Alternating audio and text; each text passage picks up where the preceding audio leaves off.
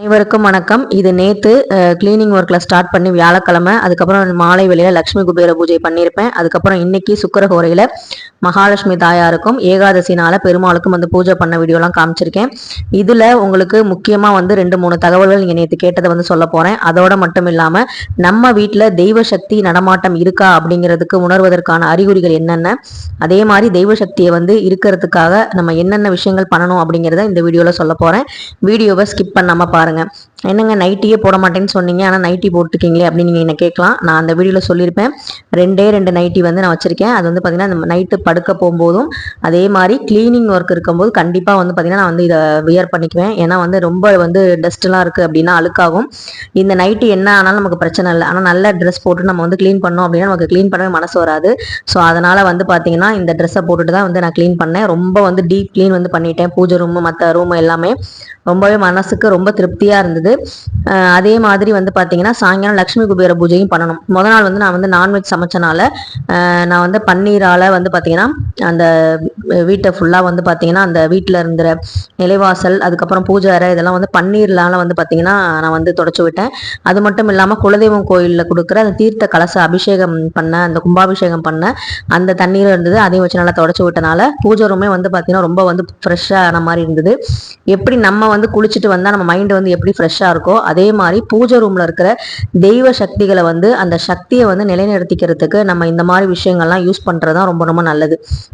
ஒரு படத்தை மாட்டி வச்சோம், அதுக்கு வந்து பூ போட்டோம், வருஷத்துக்கு ஒரு தடவை எடுத்து தொடச்சோம், விளக்கெல்லாம் வந்து வாரம் கழுவாமல் நம்ம அப்படியே விட்டுட்டோம் அப்படின்னா அதனால வந்து நம்ம பூஜை பண்ணுறதுக்கான பலன் வந்து கண்டிப்பாக கிடைக்காது. நம்ம எப்படி சுத்தமாக இருக்கணும், நம்ம எப்படி நல்லா நம்மளை ப்ரெசன்டபுளாக வச்சுக்கணும்னு நினைக்கிறோமோ அதே மாதிரி கடவுள் ஃபோட்டோ, விக்கிரகங்கள், விளக்கு இது எல்லாத்தையுமே வந்து பார்த்திங்கன்னா பளிச்சுன்னு வச்சுக்கிறது ரொம்ப ரொம்ப முக்கியமானது. அதே மாதிரி நேற்று வந்து நான் வந்து ஒரு ஷார்ட்ஸில் வந்து பூஜை ரூம் அந்த பூஜை பாத்திரங்கள் கழுவுற வீடியோஸ் வந்து போட்டிருந்தேன். அதில் வந்து நீங்கள் வந்து சுடுதண்ணியில் வந்து சாமி பாத்திரங்கள்லாம் போடலாமான்னு கேட்டிருந்தீங்க.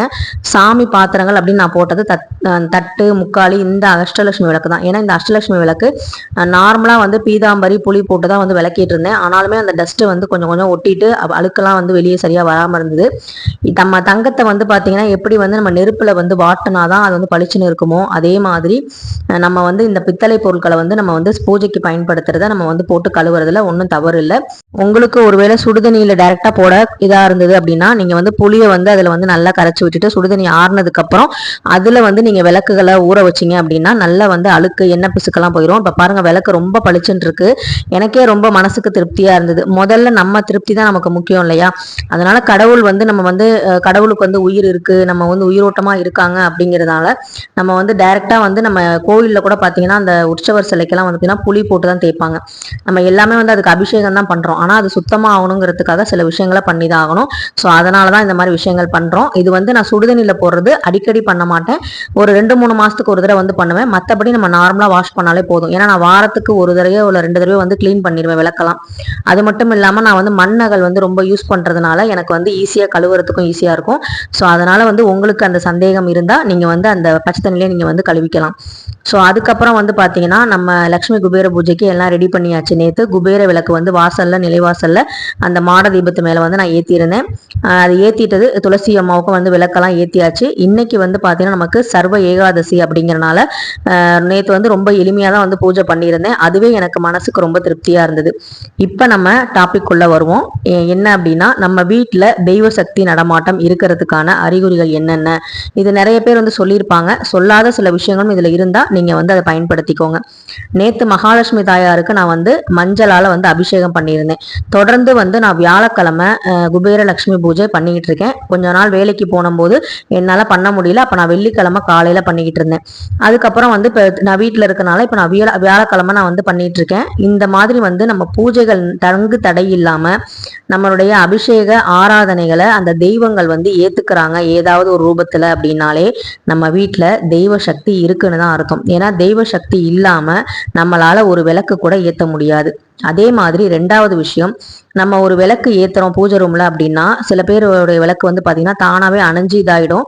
ஆனா நம்மளா வந்து மலை ஏத்துற வரைக்கும் 1 மணி நேரம் 1.5 மணி நேரம் ஆனா கூட சில பூஜை அறையில விளக்கு வந்து அப்படியே வந்து நின்று எரியும், ரொம்ப பிரகாசமா கூட எரியும். அந்த மாதிரி யார் வீட்டிலலாம் எரிஞ்சிருக்கு, அது மாதிரி ஜோதி வந்து பிரகாசமாக காமிச்சு கொடுத்துருக்கு அப்படின்னு சொல்லி கமெண்ட்ல சொல்லுங்க. எனக்கு வந்து பார்த்தீங்கன்னா 1.5 மணி நேரம் நான் மறந்துட்டா கூட போய் விளக்கு அணைக்கவே மனசு வராது. பூஜை ரூமில் போய் அணைக்கணுமே அப்படிங்கிறதுக்காக குளிர்விக்கணுமே அப்படின்னு சொல்லிட்டு போகும்போது கூட அந்த விளக்கு வந்து பிரகாசமாக எரியும். அந்த மாதிரி இருந்தால் நம்ம வீட்டில் தெய்வ சக்தி நடமாட்டம் இருக்குது அப்படின்னு அர்த்தம். நம்ம வந்து சூடம், சாம்பிராணி, இந்த மாதிரி வந்து சந்தனம், பச்சை கற்பூரம், இந்த மாதிரி நிறைய விஷயங்கள் யூஸ் பண்ணுறோம். ஆனால் நம்ம என்னைக்காவது ஒரு நாள் கறி கூட சமைச்சுக்கிட்டு இருப்போம். திடீர்னு வந்து பார்த்தீங்கன்னா விபூதி வாசனை வரும், சந்தனம், குங்குமம், பன்னீர் வாசனை இந்த மாதிரி வரும்.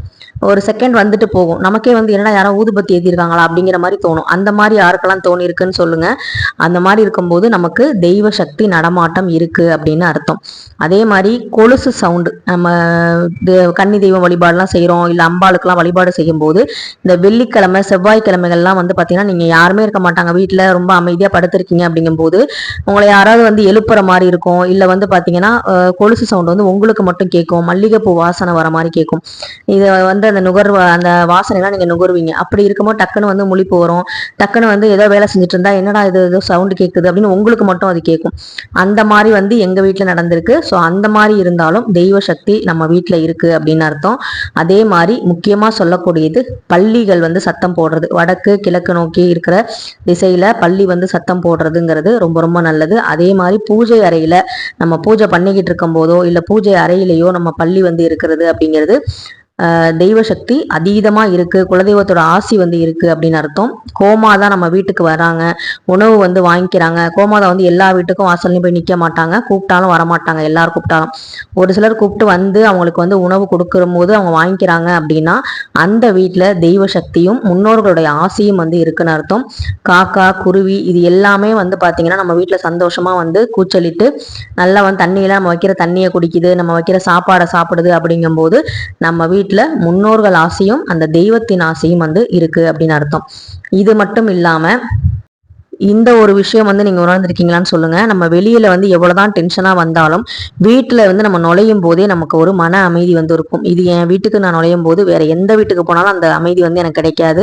ஆனால் என் வீட்டுக்குள்ளே நான் நுழைஞ்சேன் அப்படின்னா வெளியே போயிட்டு வரும்போது இந்த துளசி மாடத்தையும் இந்த கோமாதா சிலையை, இந்த விளக்கு எரியறத, நிலைவாசலில் கோலம் போட்டிருக்கிறத, அந்த உருளியெல்லாம் பார்த்தா அவ்வளோ மனசு வந்து பார்த்திங்கன்னா ஒரு நிறைவாக இருக்கும். அந்த மாதிரி யாரெல்லாம் உணர்ந்திருக்கீங்க அப்படின்னு சொல்லுங்கள். நம்ம பூஜை நம்ம பார்க்கும்போதே நமக்கே வந்து பார்த்திங்கன்னா ஒரு பிரகாசமாக இருக்க மாதிரி இருக்கும். ரொம்ப வந்து ஒரு வெளிச்சமாக தெரியும் அந்த இடம் மட்டும். ஏன்னா வந்து பார்த்திங்கன்னா நம்ம வீட்டோட ஆன்மா இதயமே வந்து பார்த்திங்கன்னா பூஜை அறை தான். ஸோ அது வந்து பார்த்திங்கன்னா பிரகாசமாக இருக்கும்போது நம்ம வீட்டில் தெய்வ சக்தி இருக்குன்னு அர்த்தம்.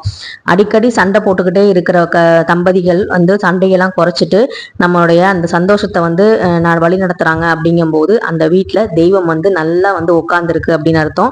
இப்போல்லாம் வந்து பார்த்திங்கன்னா சண்டை சச்சரவு ரொம்ப குறைஞ்சிருக்கு அப்படின்னு நீங்கள் நினைக்கிறீங்க அப்படின்னாலே உங்கள் வீட்டில் வந்து தெய்வ சக்தி வந்து இருக்குன்னு அர்த்தம். அதே மாதிரி கருப்பு எறும்புகள் வந்து சாரையா நம்ம வீட்டில் வந்து திடீர்னு வர்றது, திடீர்னு மறைஞ்சு போகிறது, அந்த மாதிரிலாம் வர்றது நம்ம வீட்டில் தெய்வ நடமாட்ட அறிகுறி வந்து இருக்குது அப்படின்னு அர்த்தம்.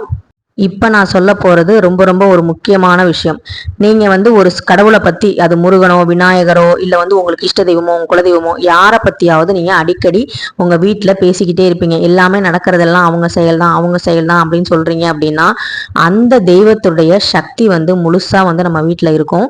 அப்படி இருக்கும்போது மற்ற தெய்வங்களுடைய ஆசையும் மற்ற பூஜைகள் செய்வதற்கான வழிவகைகளும் நமக்கு வந்து கிடைக்கும். இதை வந்து நான் நிறைய தடவை சொல்லியிருக்கேன். நாகமணி தேவி அம்மன் கோவிலுக்கு போய் தான் நான் வந்து எனக்கு சாமி நம்பிக்கை வந்தது. அப்படி வந்து இருக்கும்போது அவங்கள பற்றியே நான் பேசும்போது அந்த கலசத்தை வந்து அவங்க கோயிலில் வந்து நிரந்தர கலசம் வந்து வீட்டில் வைக்க சொன்னதுக்கப்புறம் நிறைய மாற்றங்கள், நிறைய பூஜைகள் வந்து எங்கள் வீட்டில் நடக்க ஆரம்பிச்சுது. எனக்கே சில சமயம் வந்து ஆச்சரியமாக இருந்தது. என்ன நம்ம வீட்டில் யாருமே இப்படி பூஜை பண்ணலையே, நம்ம புகுந்த வீட்லையும் யாரும் இப்படி பூஜை பண்ணலையே, நமக்கு மட்டும் ஏன் இப்படி பூஜை வந்து பண்ணுறதுக்கான ஒரு நம்பிக்கை இல்லாத எனக்கு ஏன் நம்பிக்கை வந்துச்சு. அப்படிங்கும்போது நிறைய விஷயங்கள் எனக்குள்ள மனசில் ஓடிக்கிட்டே இருக்கும். அப்படி வந்து பார்த்தீங்கன்னா இந்த கலசம், நாகமணி தேவியோட நிரந்தர கலசத்தை வந்து நான் பூஜை அறையில் வைக்க ஆரம்பிச்சதுக்கு அப்புறம் தான் நிறைய பூஜைகள் வந்து நான் பண்ண ஆரம்பிச்சேன். அதுலேயும் வந்து பார்த்தீங்கன்னா வரலட்சுமி பூஜை ரொம்ப ரொம்ப முக்கியமானது. அந்த வரலட்சுமி பூஜை செய்யறது வந்து பார்த்தீங்கன்னா பெரிய பெரிய விஷயம். அது வந்து எல்லாராலையும் செஞ்சிட முடியாது அவ்வளோ ஈஸியாக. அதுவும் தொடர்ந்து செய்யணும் அப்படின்னா அது ரொம்ப ரொம்ப பெரிய வந்து ஒரு விஷயம்தான். அந்த மாதிரி நம்ம பண்ணிட்டு இருக்கும் போது அந்த வரலட்சுமி பூஜை, லட்சுமி குபேர பூஜை இந்த மாதிரி நம்ம பண்ணிட்டு இருக்கும் போது நம்ம வீட்டில் நம்ம நினைச்ச காரியங்கள், அதாவது நமக்கு வீடு வாங்கணும், நமக்கு குழந்தை பேர் வரணும், நல்ல கணவன் அமையணும், நல்ல வந்து ஒரு தொழில் அமையணும், நல்ல வேலை கிடைக்கணும், கார் வாங்கணும், இந்த மாதிரி நம்ம மனசுல ஆள் மனசுல இருந்த சின்ன சின்ன ஆசைகள் இதெல்லாம் நிறைவேறுமா அப்படின்னு கூட நம்ம வந்து யோசிக்கிற விஷயங்கள் கூட ரொம்ப வந்து எளிதா யார் மூலமாவது யாருடைய உதவியினாலேயோ நமக்கு வந்து நடந்திருக்கும். இது வந்து நான் வீடு வாங்கும் போதும் சரி, கார் வாங்கும் போதும் சரி, குழந்தை பேரும் சரி, எங்க கல்யாணமும் சரி, எல்லாத்துக்கும் நான் வந்து சொல்லியிருப்பேன். எல்லாமே வந்து பாத்தீங்கன்னா அந்த ஒரு கோவில் பர்டிகுலரா ஒரு கோவில் நம்ம போவோம், அவங்கள பத்தியே நம்ம நினைச்சுக்கிட்டு இருப்போம். அவங்க மூலயமா தான் வந்து பாத்தீங்கன்னா நிறைய விஷயங்கள் நமக்கு தெரிய வரும். அவங்க நம்மளை தெரியப்படுத்துவாங்க. நீ இந்த கோவிலுக்கு போ, அடுத்து இந்த கோவிலுக்கு போ, இந்த சாமியை வந்து வணங்கு, அடுத்து வந்து அந்த சாமியே வந்து பாத்தீங்கன்னா நமக்கு ஒரு தெய்வத்தை வந்து அனுப்பி வைக்கும். காரணமே இல்லாம ஒரு சிலையோ ஒரு புகைப்படமோ உங்க வீட்டுக்கு வரும். அந்த வீட்டுக்கு வந்த அந்த நேரம், அந்த கடவுள் வந்த நேரம் உங்க வாழ்க்கையில வந்து நிறைய மாற்றங்கள் நடந்திருக்கும். இதெல்லாம் நீங்க ஆழமா உன்னிப்பா கவனிக்கும் போதுதான், அந்த மாற்றங்களை உணரும் போதுதான் பிரபஞ்சம் வந்து நீங்க வந்து அது கூட கனெக்ட் ஆகுறீங்கன்னு அர்த்தம். அப்ப வந்து பிரபஞ்சம் வந்து நமக்கு என்ன சொல்லுது, அப்ப நம்ம நல்லதே நினைக்கணும், நல்லதே பேசணும், நல்லதே செய்யணும். அப்பதான் பிரபஞ்சம் நமக்கு திரும்ப நல்லதே செய்யுது. ஏன்னா நம்ம வாயில இருந்து வந்தது எல்லாமே என்ன வந்திருக்கோம் அப்படின்னா எல்லாமே அவன் செயல், எல்லாமே அவன் செயல், எல்லாமே வந்து நம்ம சாமி வந்து பாத்துக்கிறாங்க. அவங்ககிட்ட வந்து நம்ம பாரத்தை வந்து ஒப்படைச்சிடலாம், அவங்க எல்லாம் பாத்துக்குவாங்க. நமக்கு நடக்காத நல்லது கூட ஒரு விஷயத்துல நமக்கு நல்லதுதான். ஏன்னா நம்ம ஆசைப்பட்டது கிடைக்கலன்னா கூட அதுக்கு ஏதாவது காரணம் இருக்கும் அப்படின்னு சொல்லி நம்ம தெய்வத்தையே வந்து நினைச்சுக்கிட்டு இருக்கும் போது அந்த தெய்வத்தின் மூலமாவே நிறைய பதில்கள் நமக்கு வந்து கிடைக்கும், நிறைய மாற்றங்கள் நடக்கும். ஒண்ணுமே இல்லாத ஜீரோல இருந்து ஆரம்பிச்சாலுமே அந்த வாழ்க்கைய வந்து ரொம்ப அழகா மாத்தி நமக்கு வேணுங்கிறத செஞ்சு நம்மளை கௌரவமா வந்து வாழ வைப்பாங்க.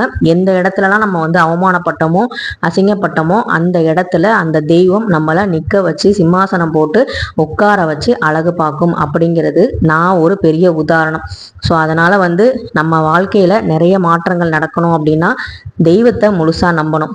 எந்த கஷ்டம் வந்தாலும் நம்பணும். மனுஷங்க மாதிரி பச்சோந்தி மாதிரி மாறிக்கிட்டே இருக்கக்கூடாது. எவ்வளோ கஷ்டம் வந்தாலும் தெய்வத்தை நம்பாம நம்ம இருந்தோம் அப்படின்னா எந்த விஷயமும் நடக்காது. ஸோ அதனால வந்து பாத்தீங்கன்னா இன்னைக்கு நல்லபடியா வந்து தெய்வ நடமாட்டம் இருக்கிறதுக்கான அறிகுறிகள்லாம் நான் சொல்லிட்டேன். இன்னைக்கு சர்வ ஏகாதசியும் கூட. ஒரு மாலை வந்து விஷ்ணு பகவானுக்கு போட்டேன் அப்படின்னு சொல்லி காலையிலே வந்து நான் ஷார்ட்ஸ்ல வந்து கொடுத்துருப்பேன். இன்னொரு மாலை வந்து மகாசக்தி மாரியம்மன் கோவில்ல இருக்கிற நம்மளுடைய துர்க்கை அம்மனுக்கு தான் வந்து போட்டேன். ரொம்பவே சந்தோஷமா இருந்தது. போன வாரம் தான் வந்து பாத்தீங்கன்னா ஒருத்தவங்க வந்து சொன்னாங்க, நீங்க முதல்ல திராட்சை மாலை கொண்டு வந்து சாமிக்கு போடுவீங்க, இப்பெல்லாம் நீங்க போடுறது இல்ல, சாமி வந்து நீங்க போடுங்க சந்தோஷப்படும் அப்படின்னாங்க. திராட்சையை வாங்கிட்டு வந்த உடனே நினைச்சிட்டேன் இந்த வாரம் துர்க்கைக்கு போடணும். மாசி 3வது வெள்ளிக்கிழமையில துர்க்கைக்கு வந்து போட போனா அவங்க நகை நட்டோட வந்து அழகா வந்து பட்டு புடவை கட்டிக்கிட்டு அவ்வளோ சூப்பரா வந்து அலங்காரம் பண்ணாங்க. அந்த அலங்காரத்துக்கு நம்ம போடுற திராட்சை மாலை எப்படி வந்து இருக்குமோ அப்படின்னு யோசிச்சுட்டு தான் போட்டேன். போட்டதுக்கு அப்புறம் அந்த நகையை விட அந்த திராட்சை மாலை தான் மின்னுச்சு. அவங்களுடைய சிரிப்புக்கு நடுவுல அந்த திராட்சை மாலை அழகா இருந்ததை பார்க்கும் போதே கண்ணுக்கு குளிர்ச்சியா இருந்துச்சு. அப்படியே செவ்வரளி மலரும் மருதாணி பூவையும் வச்சு விட்டேன். ரொம்பவே சூப்பரா இருந்தாங்க. துர்க்கையை வந்து அவங்களுக்கு பிடிக்கும் அப்படின்னா கண்டிப்பா வந்து லைக் பண்ணுங்க. துர்க்கை அம்மனை வணங்கும் போது நிறைய மாற்றங்கள், நம்ம கணவன் மனைவியோட ஒற்றுமை வரும். மகாலட்சுமியை வணங்கும் போது நம்ம வீட்டுல செல்வ செழிப்பு சந்தோஷம் வரும். விஷ்ணு பகவானை வணங்கும் போது அந்த மகாலட்சுமியோட ஆசியும் பரிபூர்ணமா கிடைக்கும் அப்படிங்கிறதுல எந்த சந்தேகமும் இல்லை. இவங்க எல்லாரையும் நம்ம வணங்கணும், நல்லபடியா கோவிலுக்கு போய் சாமி கும்பிடணும் அப்படின்னா நம்ம வீட்டுல இருக்கிற தெய்வ சக்தி நமக்கு வழிவிடணும். அதுக்கு முக்கியமா குலதெய்வத்தோட ஆசி வேணும். இந்த வீடியோ உங்களுக்கு ரொம்ப பயனுள்ளதா இருந்துச்சு அப்படின்னா கண்டிப்பா இந்த வீடியோவுக்கு லைக், கமெண்ட், சப்ஸ்கிரைப் பண்ணிக்கோங்க. அதே மாதிரி ஹைப் பட்டனையும் கிளிக் பண்ணிக்கோங்க. உங்க வீட்டுல தெய்வ சக்தியை உணர்த்தக்கூடிய அறிகுறிகள் என்ன அப்படிங்கிறத கமெண்ட்ல சொல்லுங்க. நன்றி.